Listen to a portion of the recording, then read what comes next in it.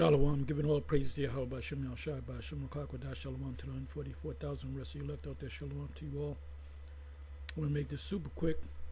Anyway, I'm going to entitle this video, Trending, Bitter.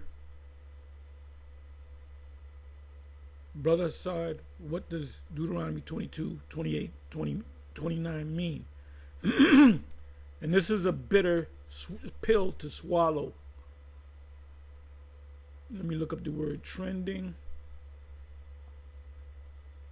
Trending, meaning currently popular or widely discussed online, especially on social media. What does it mean if someone is trending or something is trending? Trending on social media refers to topics, hashtags, or content that are popular at a given moment. So trending now is bitter. It's when lots of people are talking about something at the same time. Because the rest of the day, the next couple of days, the focus is going to be on Brother Hassad with his, his bitter lettuce. Lettuce is a herb. Lettuce, when you buy lettuce, the lettuce is not bitter. Lettuce can become bitter. If you go to a restaurant, you order a hamburger, they put lettuce on it, and it's bitter, they'll take it back. They said this lettuce is bad. Technically, it's not bad. It has become bitter. It's still not bad for you, but people want when they say lettuce, they want lettuce. They don't want aged lettuce. Okay? It's when lots of people are talking about something at the same time. Social platforms use clever algorithms to figure out what's trending. They look at number of posts, whatever.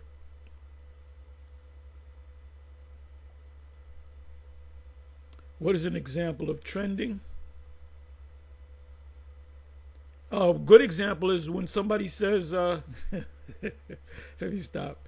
While the trend usually refers to certain style and fashion or entertainment, there could be trend toward warmer temperatures.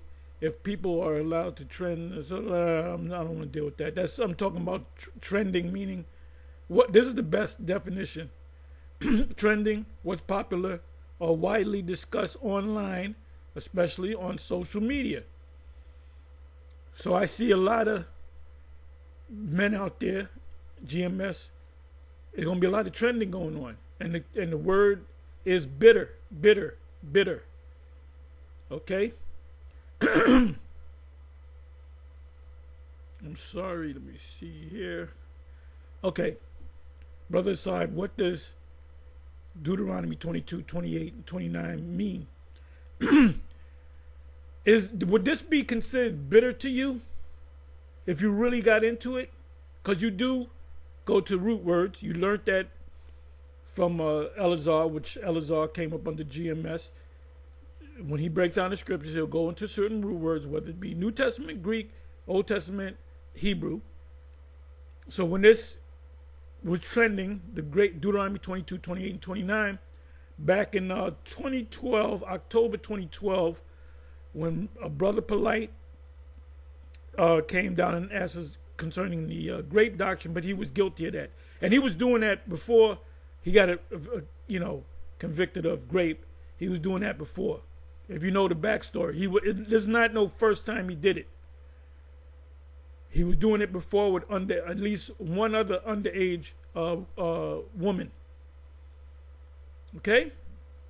So there was a discussion between Polite and Elazar in California somewhere. Elazar was in California. I don't know if it was in a hotel, wherever it was. It was a big white couch. And pretty much Polite was trying to show him that grape is in the Bible, but at the same time, he was talking about we ain't right. And why did he do that? Because he had to justify what he was doing. He was having relations with an underage girl. To be exact, more exact, one of his wife's daughters, of whom he convinced one of his wife's daughters to move from New York to California to be with him. So if you kept up with the drama, you know who I'm talking about. All right? And from what I hear now, she's in the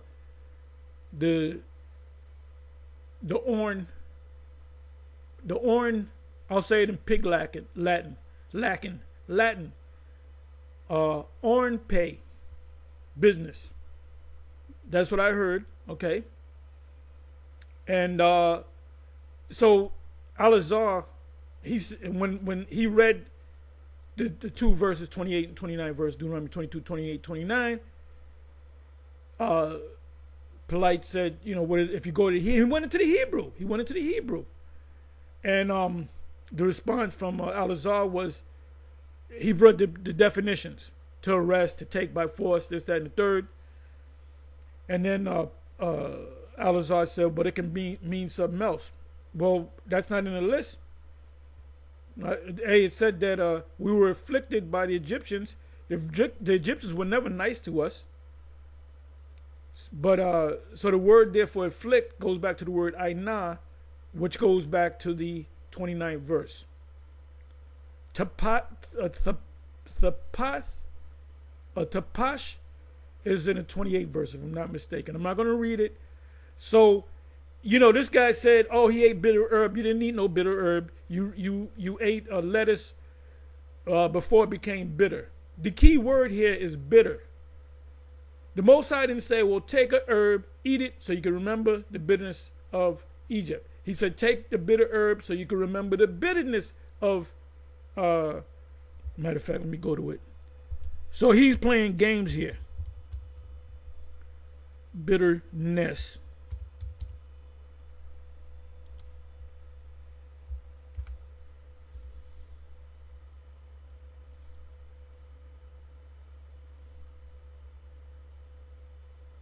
Okay, wait a minute. Let me see. Let me do it this way.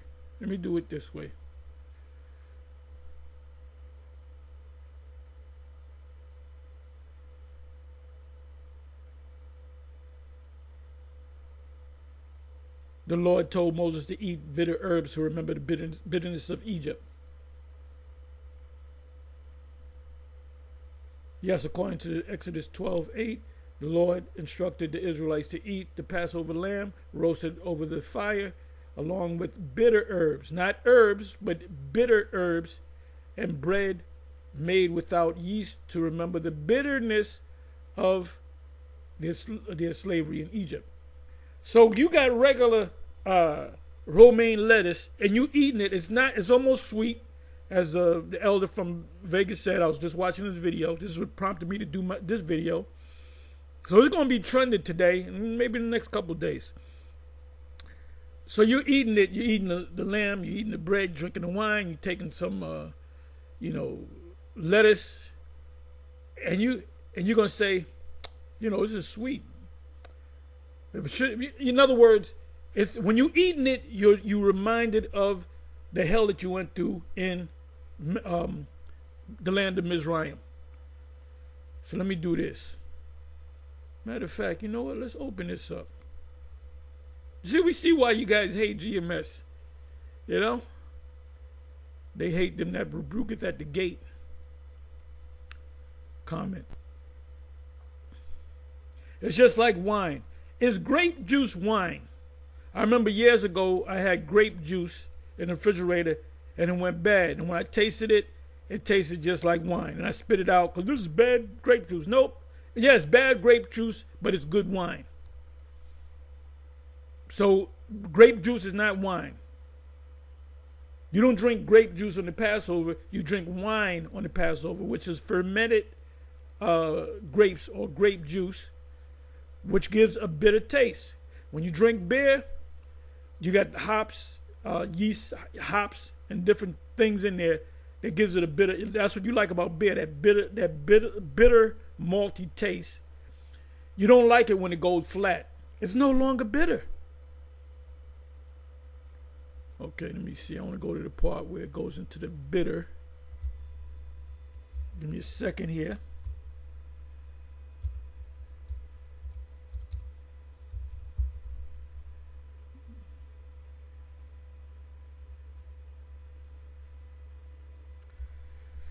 Bitter herbs, only besides Numbers 11. Let me see what that says. The 14 days, month, and year, unleavened bread and bitter herbs. Not herbs, bitter herbs. Lamentation 3:15. Let's see what that says. He had filled me with the bitterness. He had made me drunk with wormwood. Wormwood is contamination. Give me a second. Okay, mentions 5 spices of herbs, any one of which would satisfy the presentation injunction. Lettuce, right? But lettuce has to be bitter. While endive, garden, endive, nettles. And I know about herbs because I make tinctures. So I know about, there's certain herbs that are not bitter, but they can become bitter. And bitter coriander. Coriander is cilantro. It's great for the body, the head, the brain, beyond the blood-brain barrier. Intention of the bitter herbs. Solid Jewish.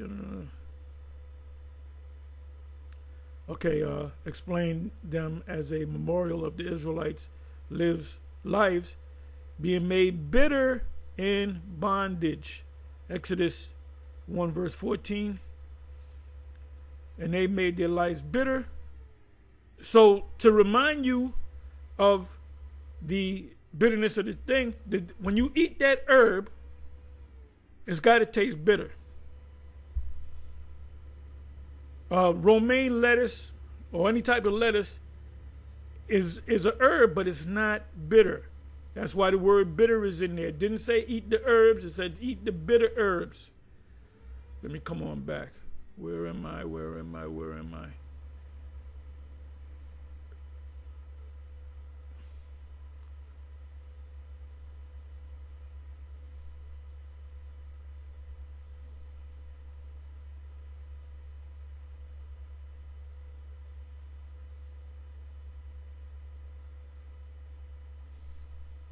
Come back to the blue letter.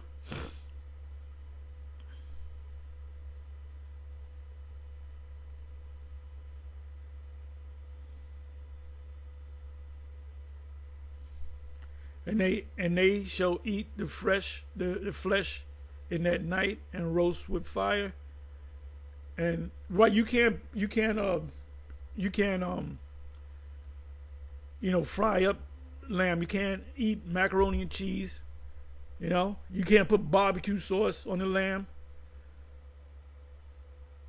And unleavened bread, and with bitter herbs they shall eat it. Not herbs, bitter herbs.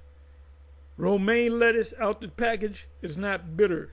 It can become bitter. Now, if you were to take it by 2 weeks ago, put it out in the refrigerator or outside and let it get bitter, then you'd be justified. Okay, bitter. Let's look up the word bitter.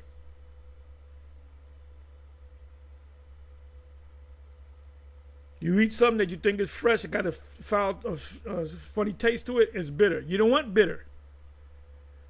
You want your money back. Bitter.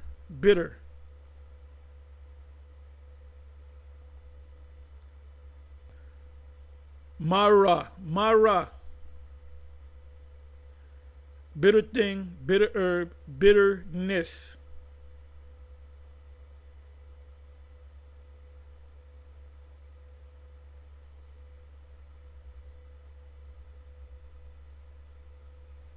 $14 bitter herbs, which is a Passover.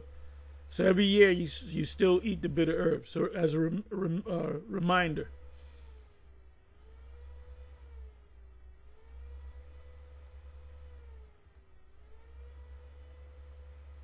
Just checking something. Okay, so this is the root word, which is marar. Bitter.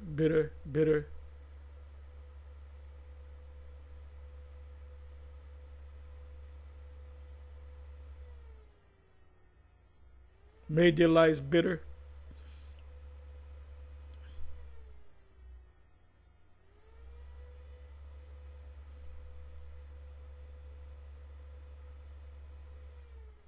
Let me see something. Let me try this. Waters were bitter. Let's see if it comes up this way. I can find it, but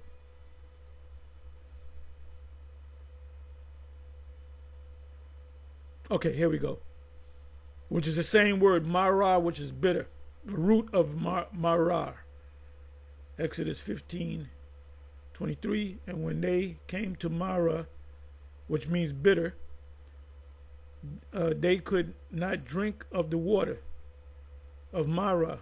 Now this is where you get the word America, which this land is bitter to us, but not bitter to the elite. Amaraka. For they were bitter or contaminated, make you sick, can kill you. Therefore the name of it was called Marah. As you read the story, and the military uses this when they go out to water and they test the water to see if it's bitter or contaminated. Then there's a plant, that green plant that they use. They throw it in a tree, and it filters out the bitterness, the contamination. Okay, and the people murmured against Moses, saying, "What shall we drink?" And he cried to the Lord and showed him a tree.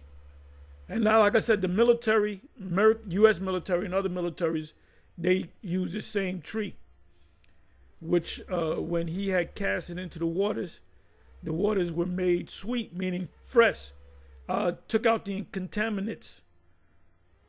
When you use a filtering system, that's cold. It says there he made for them a statute and an ordinance. So they drank the water because the water was fresh. There's a straw called a life straw. Esau sells it, where you go to some lake and it's all kind of murky water.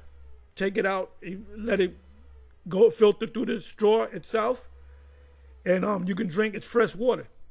So before he put the tree in there, it was bitter, right? When he put the tree in there, it was not fresh.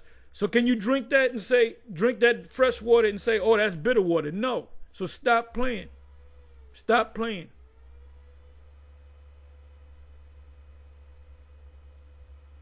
Brother Hassad, what does Deuteronomy 22, 28, and 29 mean? This, by the way, is a bitter scripture. This is a bitter scripture. So let's say you get past that. Yeah, I ate the herbs. It was a little bitter. Okay, you passed that. Okay, but what about the real bitterness that John experienced? And let me go to that. Let me deal with that. Let me go to Revelation 10.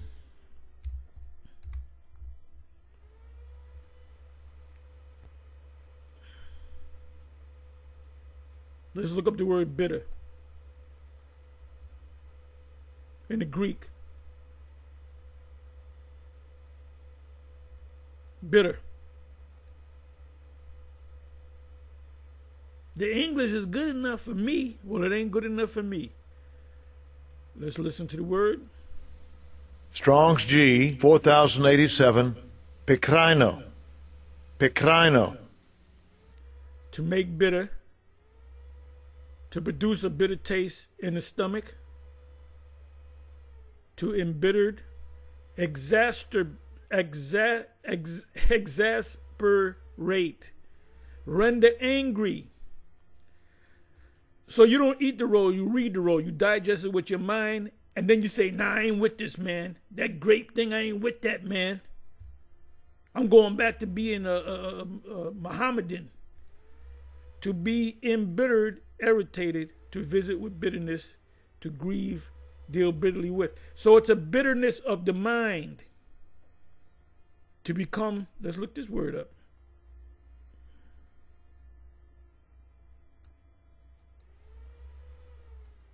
So you can't take the bitter. Like medicine, put a spoonful of sugar makes the medicine go down. That's what you want. You want sugar in your medicine. You want sugar in your tank. You don't want sugar in your tank, man. Let me see.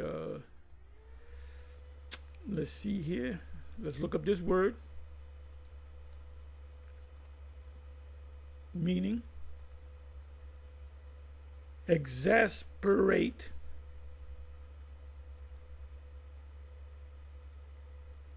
Intensely irritated and frustrated. So all these Israelite groups became very irritated and frustrated. These niggas, you know, they'll bring up, these niggas, they grape loot. They know, they sound that we actually do it, but we're going to brag about it.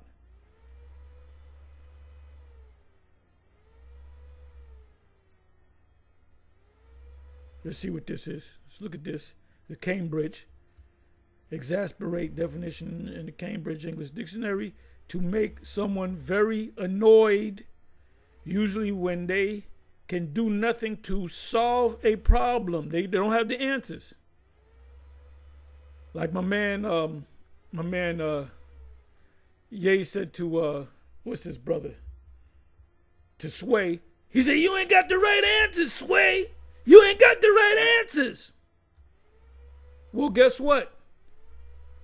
You ain't got the right answers. So you got to deal with the, see if you can deal with the bitterness. I'm giving you some bitter herbs right now.